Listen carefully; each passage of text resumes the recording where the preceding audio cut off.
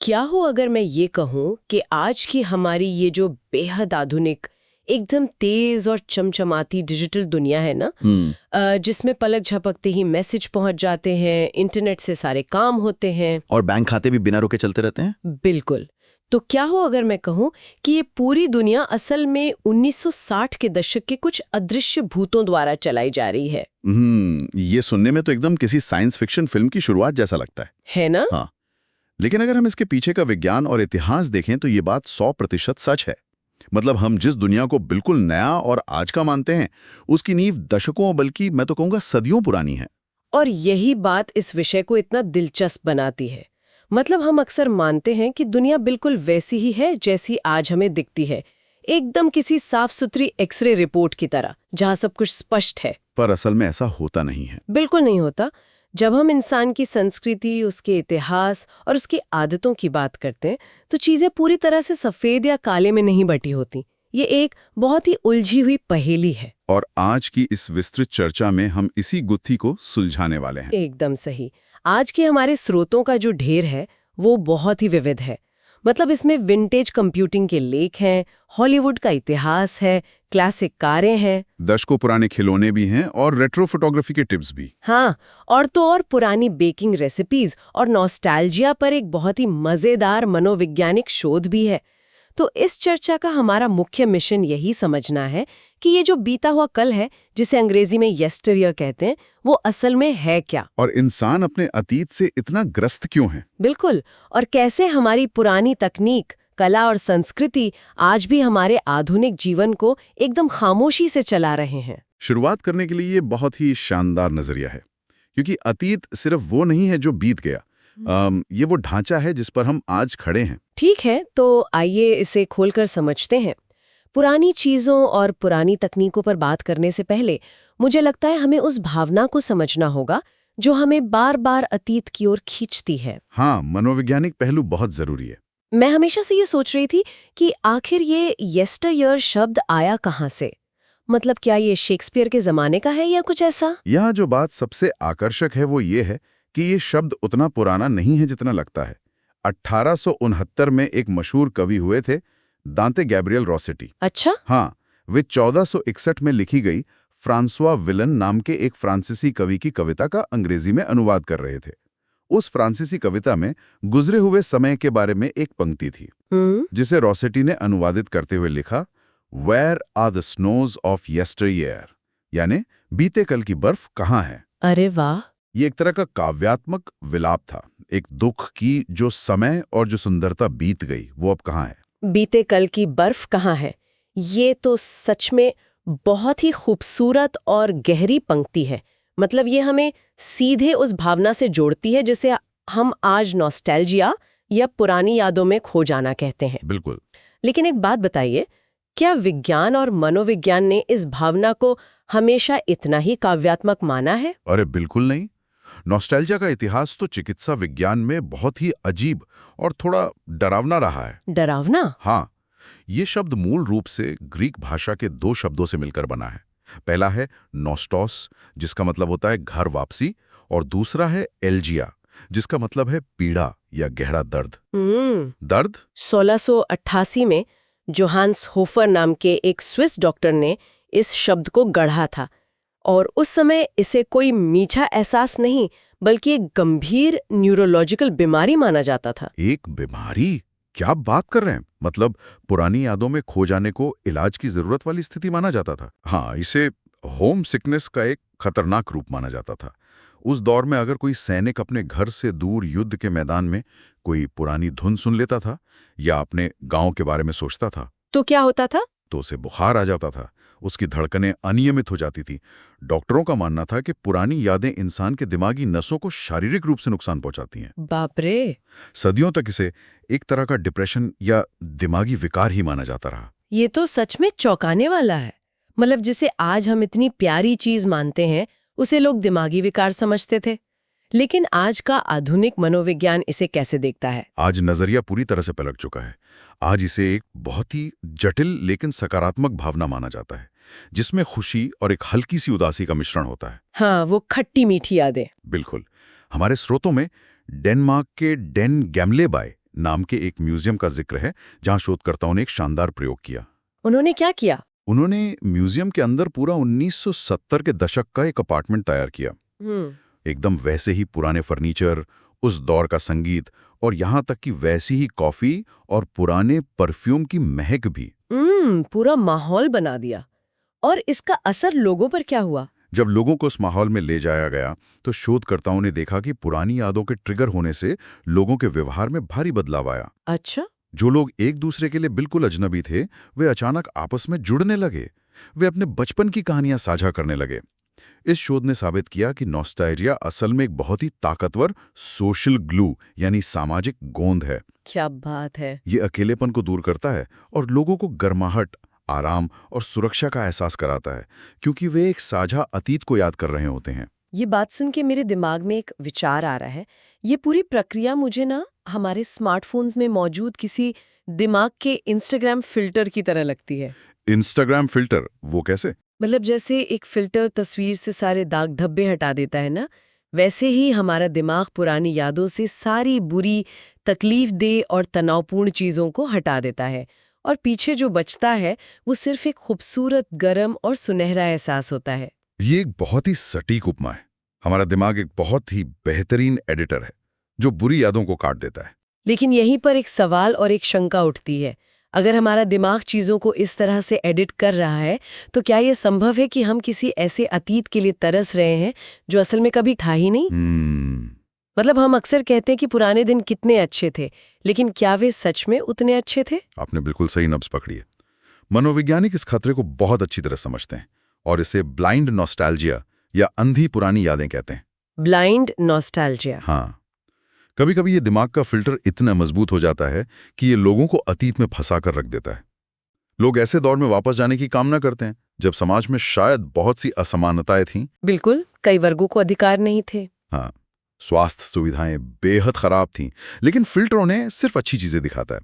जब लोग इस काल्पनिक एकदम परफेक्ट अतीत में जीना चाहते हैं तो वो वर्तमान में होने वाले बदलावों और प्रगति का विरोध करने लगते हैं। ये समझना बहुत जरूरी है कि एक आदर्श अतीत को फिर से जीने की ये जो मनोवैज्ञानिक इच्छा है, ये कोई छोटी मोटी बात नहीं है। बिल्कुल नहीं। और यही इच्छा हमें ये समझने में मदद करती है कि हम आज भी अपनी संस्कृति, शौक और मनोरंजन में पुराने दौर की नकल क्यों करते हैं। अब चलिए हॉलीवुड का ही उदाहरण ले लेते हैं। हाँ, वो बहुत दिलचस्प कहानी है। मैं तो हमेशा से यही सोचती थी कि हॉलीवुड कैलिफोर्निया में इसलिए बना क्योंकि वहाँ साल भर धूप खिली रहती है, मौसम अच्छा होता है और फिल्मों की शूटिंग के लिए वो एक परफेक्ट जगह है। ये हॉलीवुड का सबसे बड़ा मिथक है जो हम सभी को बताया जाता है। अच्छा, तो असलियत क्या है? मौसम एक छोटा सा फायदा जरूर था, लेकिन हॉलीवुड के निर्माण की असली कहानी बौद्धिक संपदा और पेटेंट से बचने की एक बहुत ही चालाक कोशिश थी। पेटेंट से बचने की कोशिश? वो कैसे? 1900 के दशक की शुरुआत में मोशन पिक्चर तकनीक और कैमरों के ज्यादातर शुरुआती पेटेंट थॉमस एडिसन के पास थे। मशहूर आविष्कारक थॉमस एडिसन। हाँ, उन्होंने न्यूयॉर्क में मोशन पिक्चर पेटेंट्स कंपनी नाम का एक ट्रस्ट बना रखा था। एडिसन के नियम बहुत सख्त थे।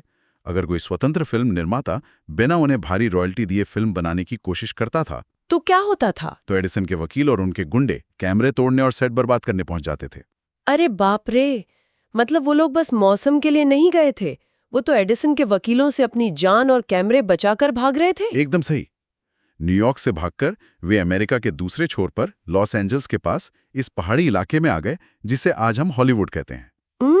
ये जगह एडिसन के प्रभाव क्षेत्र से बहुत दूर थी और अगर कोई कानूनी नोटिस आता भी था तो वे आसानी से सीमा पार करके मेक्सिको भाग सकते थे। क्या गजब कहानी है। और मुझे लगता है इसी पलायन के कारण 1910 में पहली फिल्म इन ओल्ड कैलिफोर्निया बनी। हाँ, और फिर तो जैसे क्रांति आ गई। 1920 के दशक तक वार्नर ब्रदर्स और पैरामाउंट जैसे विशाल स्टूडियो खड़े हो गए। और फिर 1927 में वार्नर ब्रदर्स ने द जैज सिंगर रिलीज की, जो दुनिया की पहली साउंड फिल्म थी। बिल्कुल, और इसने सिनेमा का पूरा परिदृश्य ही बदल कर रख दिया। पर संस्कृति को आकार देने में सिर्फ हॉलीवुड ही नहीं है। अगर हम अपने बचपन को देखें तो हमारे खिलौने भी हमारे अतीत को फिर से जीने और इस दौर की मानसिकता को समझने का एक बहुत बड़ा जरिया है। अगर हम इसे बड़ी तस्वीर से जोड़कर देखें तो खिलौनों का इतिहास वास्तव में मानव समाज के विकास का इतिहास है। हाँ, वो सिर्फ खेलने की चीजें नहीं हैं। बिल्कुल नहीं, वे उस समय की भू राजनीति और सामाजिक चिंताओं को दर्शाते हैं। उदाहरण के लिए 1940 के दशक में किडी क्राफ्ट नाम के ब्लॉक्स आए थे, जिनसे बाद में लेगो प्रेरित हुआ। अच्छा। लेकिन 1950 का दशक देखिए, उस समय अमेरिका में पोलियो महामारी का बहुत खौफ था। बच्चे बाहर खेलने नहीं जा सकते थे। ओहो, और इसी वजह से मिस्टर पोटैटो हेड जैसे खिलौने बाजार में आए ताकि बच्चे घर के अंदर सुरक्षित रहकर खेल सके। एकदम सही। और जैसे ही हम 1960 के दशक में आते हैं, जहां अमेरिका और सोवियत संघ के बीच अंतरिक्ष में पहुंचने की होड़ यानी स्पेस रेस चल रही थी, तो अचानक पूरे बाजार में रॉकेट, अंतरिक्ष यात्री और एलियंस वाले खिलौनों की बाढ़ आ गई। हाँ, समाज जो कुछ भी अनुभव कर रहा था वो खिलौनों में तब्दील हो रहा था। और वो 1990 के दशक का मशहूर तमागोची याद है? अरे हाँ, तमागोची, वो एक छोटा सा डिजिटल पालतू जानवर जिसके लिए बच्चे और यहाँ तक कि बड़े भी पागल थे। मतलब उसे समय पर डिजिटल खाना खिलाना पड़ता था। वो तमागोची सिर्फ एक खिलौना नहीं था, वो इस बात का संकेत था कि कैसे इंसान अब मशीनों और डिजिटल चीजों के साथ भावनात्मक रूप से जुड़ना सीख रहा है। और बार्बी डॉल का विकास भी यही दिखाता है। 1959 में आई एक खास तरह की बार्बी से लेकर आज की विविधता से भरी बार्बियों तक ये पूरा सफर दिखाता है कि हमारा समाज कैसे बदला है। समाज भले ही बदल गया हो, लेकिन मुझे लगता है कि प्रामाणिकता या एक असलीपन की जो चाहत है वो इंसान में वैसी ही है। बिल्कुल। शायद इसीलिए हम बेकिंग और फोटोग्राफी जैसी चीज़ों में भी अतीत की ओर भागते हैं। हमारे स्रोतों में बेकिंग येस्टरडे एक बहुत ही दिलचस्प किताब का जिक्र है। हाँ, वो काफी मजेदार किताब है। मतलब ये बहुत ही अजीब है कि हम सिर्फ पुरानी चीज़ें देखना या उनसे खेलना ही नहीं चाहते, बल्कि हम उस अतीत को चखना और खाना भी चाहते हैं। क्योंकि खाना इंसान की सबसे बुनियादी यादों से जुड़ा होता है। और इस किताब में कुछ बेहद अजीब और गरीब पुरानी रेसिपीज हैं, जैसे 1910 के दशक का चॉकलेट पोटैटो केक या 60 के दशक का वो भयानक सा दिखने वाला एवोकेडो पाए। सुनने में अजीब लगता है ना? लोग आज अपने आधुनिक किचन में इन अजीब पुरानी डिशेस को जानबूझकर बना रहे हैं। और अगर खाने की बात छोड़ भी दें तो फोटोग्राफी में ये नॉस्टैल्जिया का ट्रेंड सबसे ज्यादा हावी है। सच कहूं तो फोटोग्राफी का उदाहरण इंसान की उस मानसिकता को समझने के लिए सबसे बेहतरीन है जो तकनीकी पूर्णता से ऊब चुकी है। आज हमारे स्मार्टफोन्स में इतने बेहतरीन डिजिटल कैमरे हैं जो एकदम परफेक्ट, साफ और बिना किसी दाग के तस्वीरें ले सकते हैं।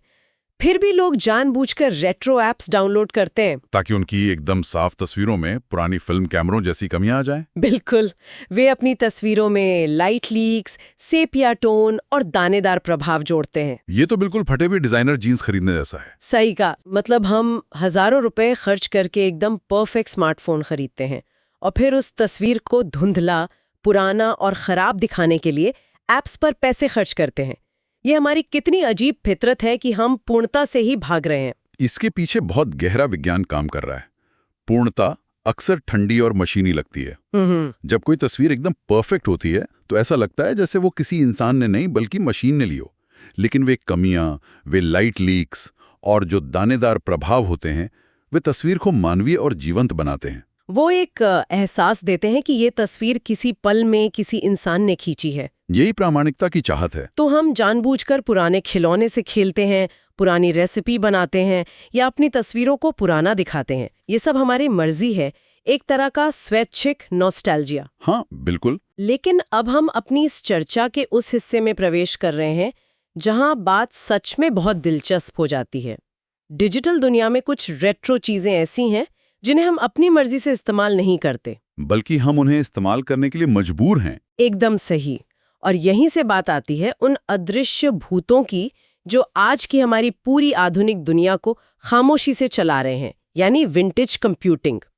सच कहूं तो जब मैंने यूनिक्स के बारे में पढ़ा तो मेरा दिमाग चकरा गया। वो क्यों? मतलब कैसे 1969 की कोई तकनीक आज की दुनिया चला सकती है? यूनिक्स को टिके रहना कोई चमत्कार नहीं है, बल्कि ये शानदार इंजीनियरिंग का नतीजा है। 1969 में बेल लैब्स में जब यूनिक्स को बनाया गया था तो इसका मूल दर्शन था एक प्रोग्राम बनाओ जो सिर्फ एक काम करे लेकिन उसे बेहतरीन तरीके से करें। फोकस एकदम साफ था। बिल्कुल। इसका मल्टीटास्किंग और मल्टी यूजर डिजाइन इतना मजबूत था कि उसे कभी पूरी तरह से बदलने की जरूरत ही नहीं पड़ी। और इसका सबसे बड़ा उदाहरण तो स्टीव जॉब्स की कहानी में देखने को मिलता है। हाँ, वो किस्सा बहुत ही क्लासिक है। 1985 में जब स्टीव जॉब्स को उनकी ही कंपनी एप्पल से निकाल दिया गया था तो उन्होंने हार नहीं मानी उन्होंने नेक्स्ट नाम की एक नई कंपनी बनाई। और नेक्स्ट स्टेप नाम का ऑपरेटिंग सिस्टम विकसित किया। और आपको पता है, यह सिस्टम पूरी तरह से उसी 1969 के यूनिक्स पर आधारित था। और मजेदार बात यह है कि वो नेक्स्ट कंप्यूटर व्यावसायिक रूप से बहुत बुरी तरह फेल हो गया था। क्योंकि वो बहुत महंगा था। हाँ, वो काफी महंगा था। लेकिन बाद में एप्पल ने उसी कंपनी को खरीद लिया और स्टीव जॉब्स की एप्पल में वापसी हुई। और आज जो हम चमकता हुआ मैकओएस और आईफोन का आईओएस इस्तेमाल करते हैं, वो मूल रूप से उसी पुराने नेक्स्ट स्टेप और यूनिक्स पर आधारित हैं। सिर्फ ऑपरेटिंग सिस्टम ही नहीं, बल्कि जिन प्रोग्रामिंग भाषाओं पर दुनिया का वित्तीय ढांचा टिका है, वे भी उतनी ही पुरानी है। आप कोबोल की बात कर रहे हैं ना? बिल्कुल, कोबोल भाषा को ही लीजिए। 1959 में इसे इसलिए बनाया गया था ताकि अलग-अलग मेनफ्रेम कंप्यूटरों पर एक समान भाषा काम कर सके। और आज 6 दशक से अधिक समय बीत जाने के बाद भी दुनिया भर के बैंक, बीमा कंपनियां और सरकारी वित्तीय प्रणालियां इसी कोबोल पर चल रही हैं। और यहीं पे मुझे थोड़ा पुशबैक देने का मन कर रहा है। अच्छा, बताइए। मतलब सोचिए, हम हर 2 साल में अपना स्मार्टफोन बदल देते हैं क्योंकि हमें नया प्रोसेसर चाहिए। हर हफ्ते ऐप्स अपडेट होते हैं। हाँ, ये तो है। लेकिन हमारी पूरी वैश्विक अर्थव्यवस्था 1959 की कोबोल भाषा पर चल रही है। ये तो वैसा ही है जैसे किसी विशाल, आधुनिक और चमकदार गगनचुंबी इमारत को किसी लकड़ी की पुरानी और सड़ती हुई नींव पर खड़ा कर दिया गया हो। ऐसा क्यों है? क्या बैंकों के पास नई तकनीक खरीदने के पैसे नहीं हैं? इससे एक महत्वपूर्ण सवाल खड़ा होता है। लेकिन यहाँ ये समझना होगा कि बैंकों के लिए कोबोल लकड़ी की नींव नहीं, बल्कि सबसे मजबूत कंक्रीट है। कंक्रीट वो कैसे? उपभोक्ता तकनीक जैसे हमारे फोन और एंटरप्राइज स्टेबिलिटी यानी कॉर्पोरेट स्थिरता के बीच बहुत बड़ा अंतर होता है। उपभोक्ता के तौर पर हमें नए फीचर्स चाहिए, लेकिन एक बैंक को नयापन नहीं, बल्कि 100% सटीकता चाहिए। सटीकता से आपका क्या मतलब है? क्या नई भाषाएं सटीक नहीं हैं? इसका कारण गणित है। कोबोल को विशेष रूप से वित्तीय गणनाओं के लिए डिजाइन किया गया था। ये फिक्स्ड पॉइंट डेसिमल अर्थमेटिक का उपयोग करता है। अच्छा। जबकि आधुनिक प्रोग्रामिंग भाषाएं अक्सर फ्लोटिंग पॉइंट का उपयोग करती हैं, जिससे दशमलव के कई अंकों के बाद राउंडिंग एरर यानी छोटी सी चूक हो सकती है। ओह, राउंडिंग एरर। हाँ, अब एक आम इंसान के लिए 0.00001 का अंतर कोई मायने नहीं रखता। लेकिन जब कोई बैंक एक दिन में करोड़ों खातों का, अरबों डॉलर का ब्याज गिन रहा हो, तो ये छोटी सी चूक भी लाखों डॉलर का नुकसान कर सकती है। ये बात तो है। कोबोल ये गलती कभी नहीं करता। और इसके अलावा जो सिस्टम पिछले 60 सालों से बिना रुके काम कर रहा है, उसे बदलने में भारी जोखिम है। इसीलिए तो कहा जाता है कि जो टूटा नहीं है उसे मत सुधारो। ये स्पष्टीकरण सच में बहुत सी चीजों को साफ कर देता है। और कोबोल ही नहीं, हमारे स्रोतों में विम नाम के एक टूल का भी जिक्र है। हाँ, विम 1991 में आया ये टूल असल में 1979 के VI एडिटर का ही सुधरा हुआ रूप था। और आज के आधुनिक सॉफ्टवेयर इंजीनियर भी इसे इस्तेमाल करते हैं क्योंकि ये उन्हें माउस छुए बिना कीबोर्ड से बहुत तेजी से कोडिंग करने की सुविधा देता है। और अगर हम इंटरनेट और नेटवर्किंग की बात करें, तो वहां भी पुरानी चीजें ही राज कर रही हैं। जैसे जिप फाइलें। बिल्कुल, जिप फाइलें जिनका हम रोज इस्तेमाल करते हैं, 1989 में फिल कार्ट्स नाम के एक प्रोग्रामर ने बनाई थी। आज का माइक्रोसॉफ्ट ऑफिस का पूरा इकोसिस्टम, जैसे आपकी डॉक या एक्सेल फाइलें, वे भी अंदर से वास्तव में जिप फाइलें ही होती हैं। और ईथरनेट का क्या?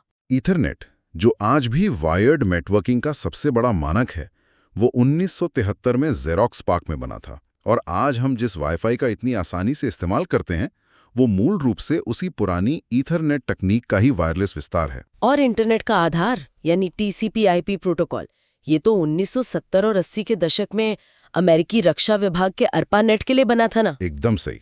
इसका काम डेटा को छोटे छोटे पैकेट्स में तोड़कर भेजना था, ताकि अगर नेटवर्क का एक हिस्सा खराब भी हो जाए तो डेटा दूसरे रास्ते से पहुंच जाए। इसी मजबूती के कारण ये आज तक टिका हुआ है। और दुनिया का पहला ईमेल, ये कहानी तो गजब है। हाँ, वो 1969 वाली घटना। हाँ, जब शोधकर्ताओं ने पहली बार एक कंप्यूटर से दूसरे कंप्यूटर पर लॉगिंग टाइप करके संदेश भेजने की कोशिश की, तो उन्होंने L टाइप किया, फिर O टाइप किया और बस वहीं पूरा सिस्टम क्रैश हो गया। हाँ, वो इंटरनेट का पहला क्रैश था। और आज हम अरबों ईमेल रोज भेज रहे हैं। ये सब इस बात का सबूत है कि सॉफ्टवेयर की दुनिया में सबसे बेहतरीन डिजाइन समय के साथ अदृश्य हो जाता है। हमें पता भी नहीं चलता कि हम 50 साल पुरानी तकनीक का इस्तेमाल कर रहे हैं। बिल्कुल। और दशकों तक टिके रहने वाले इस बेहतरीन डिजाइन का विचार हमें केवल डिजिटल दुनिया तक ही सीमित नहीं रखता। अगर हम अपने फोन और कंप्यूटर से बाहर निकलकर भौतिक दुनिया की ओर देखें तो वहां भी पुरानी मैकेनिकल इंजीनियरिंग के अदृश्य भूत आज भी हमारे सफर करने के तरीकों को तय कर रहे हैं। ये एक बहुत ही शानदार बिंदु है। हमारे पास जो मैकेनिकलिस्ट कलेक्शन से क्लासिक कारों की टाइमलाइन है वो इसी बात को साबित करती है। कारों का विकास इंजीनियरिंग का सबसे बड़ा उदाहरण है। 1886 में कार्ल बेंज का पहला मोटर वैगन एक शुरुआत जरूर थी, लेकिन 1908 में जब हेनरी फोर्ड ने मॉडल टी पेश किया तो उसने पूरी दुनिया को पहियों पर ला खड़ा किया। क्योंकि असेंबली लाइन के इस्तेमाल ने कारों को इतना सस्ता बना दिया कि एक आम इंसान भी उसे खरीद सके।